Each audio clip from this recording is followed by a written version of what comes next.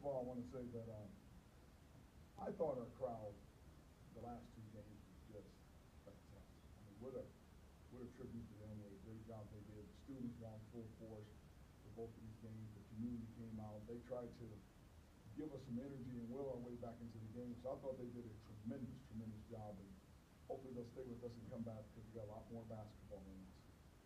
In terms of the game, I thought Oregon State did an excellent job. They're very well coached. They know exactly who they are. They stayed within what they wanted to do, and they executed a great game plan. They controlled tempo pretty much the whole entire game. We never had an opportunity to get at the pace we wanted to play at. I thought when I looked back on the game, we were a little bit stagnant. We missed shots. We looked like a Washington State team of old. What I mean by that, the way we looked early on in the preseason, where we had our looks. We had our looks where we could control tempo and get out in front of them. They made shots. They made free throws. We missed shots and were unable to get the tempo of the game that we needed. Devontae tried to get us going. He was banged up from the Oregon game and didn't know how much he was going to be able to go. And I thought he did a good job of gutting himself through it and trying to push himself and will us through it. But the game came down to their game plan dictated everything. We never had a chance to really get control of tempo and dictate the game. So much of what you've done with this team is confidence related, and they've been playing with it lately. After a loss like this, do you just want them to flush it, or do you really try and pick apart what happened? Well, you pick apart a little bit because we're going to play that team again. And certainly you may have some people that look at, okay, let's zone them more and things like that. We're an excellent shooting team. I believe as of today in conference play, we're the best scoring team in the conference in the first four games that gets away from us. But if you think about Oregon State's big victory over Arizona, and then they come back and score 15 points and a half against Washington. That's one of the most dreaded things us coaches try to fix is what happens after a big win, how do you get your team back? And this team had obviously a monster win on Thursday.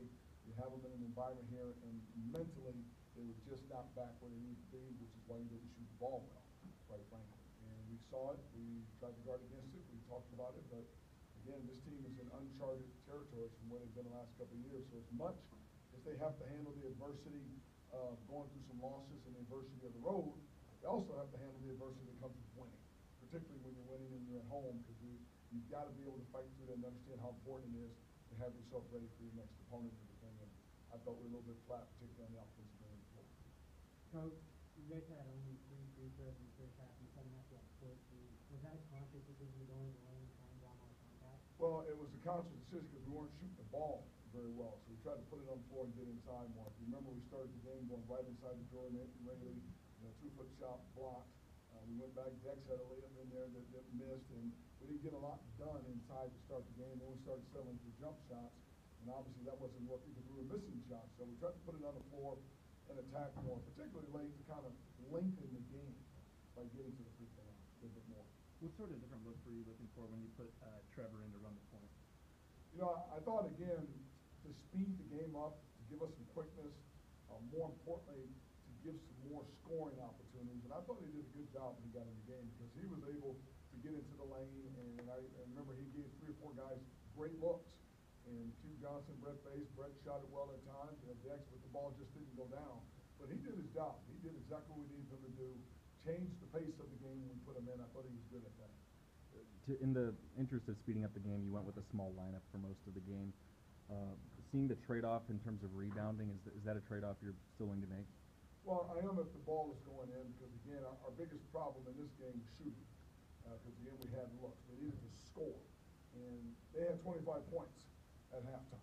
And you would have thought they had 60 points at halftime because the tempo of the game was so slow. So it didn't have a lot to do with rebounding as it did scoring. We came out and kind of came back up on them a little bit as we knocked down some shots. And then, again, boom, they hit some free throws, got a couple layups.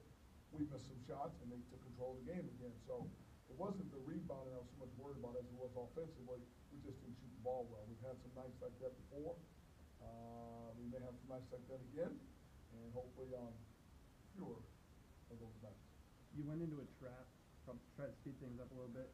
What did you like about what you saw out there, and what do you guys need to improve upon when you guys go into that trap? I don't know how athletic we are to really trap people and do that. So when teams put you in that position, you're kind of a little bit desperate where you got to trap and do some things to speed the game up and change it. That's not our forte to do that. We kind of use the press to change the rhythm from here to there from point times in the game. But to say we're just going to flat out trap people all over, we needed to do something to change tempo, change the rhythm of the game. And we're able to do that again. But again, we had some looks, we missed shots. They get away from you, get out of your traps, they go make plays, and they hit some big threes coming out of those traps that kind of makes you pay to have to play that way. A lot of those big threes coming from Langston Morris Walker. Could you speak to the night he had? Well, he made good shots. I mean, he hit some big threes to them. When you look at them, you think they're not the greatest offensive team or greatest shooting team, and he hit some big shots and made us pay pretty much every time we had to double team. So again, by getting behind, getting stagnant, having to change the way you play, having to press more and do some things that are uncharacteristic what you have to do, he stepped up then and made you pay